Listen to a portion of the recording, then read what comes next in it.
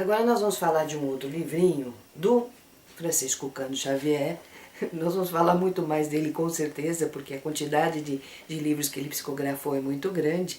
Eu vou tentar ali pegar meio salteado para pegar de diversos irmãos, né, que psicografaram por ele. Então esse aqui é Pontos e Contos. Foi uma psicografia do irmão X, que a gente sabe que foi Humberto de Campos, mas para evitar problema para o Chico, ele começou a psicografar de uma época em diante com esse nome aí de Irmão X. Este livrinho, como o próprio nome diz, né, Pontos e Contos, é um livro de contos espíritas, onde o Irmão X ele aproveita ali os ensinamentos, né, de Jesus, as situações que ele vivenciou, que ele ficou sabendo, meio que um jornalista, vamos dizer assim, ele acaba contando historinhas, sempre com algum ensinamento no finalzinho, sempre uma lição ali para cada um de nós, dentro das situações diárias, das situações corriqueiras. A primeira edição deste livro foi em 1958, ali pela FEB. Tem 50 contos, né, escritos aqui pelo irmão X. Tem contos desde histórias, né, falando de Jesus, como pessoas normais, né, do cotidiano, do dia a dia. Tem, por exemplo, no capítulo 14, a história de um dirigente de um centro espírita que trabalhava muito ali com questões de obsessão, mas ele era muito, como eu posso dizer assim, não tão agradável na hora de tratar ali os espíritos obsessores.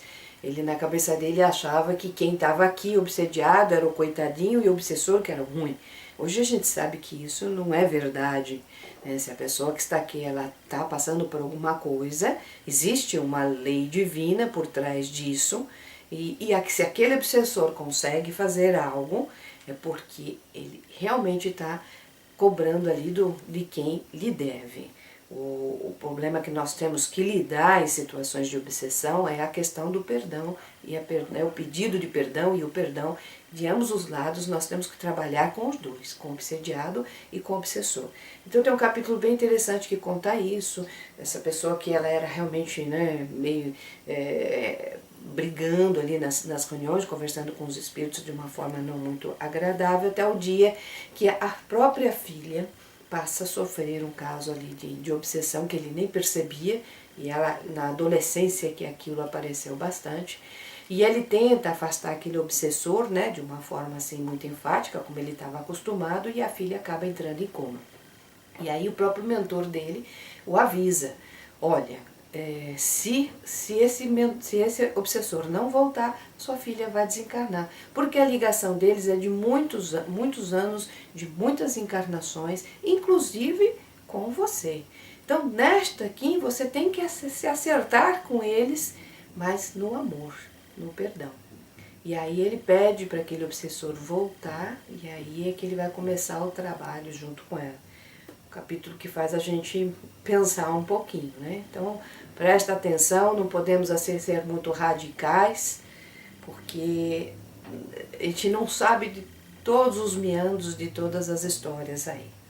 Tem um outro capítulo, no 34, que fala de uma filha, de uma mãe exemplar, mas a filha bem rebelde, faz um monte de coisa, e a mãe sempre ali tentando, né, levá-la ali para fazer as coisas certas, mas ela sempre muito rebelde. Quando as duas vão para o plano espiritual, a mãe está numa situação, óbvio, bem melhor do que a filha. A filha passa ali por, né, várias situações difíceis do plano espiritual e acaba tendo a bênção de uma nova reencarnação, e ainda fala, olha, você vai voltar com a sua mãe. Ah, ela vai ser minha mãe de novo? Vai me ajudar? Eu falo, não, desta vez não.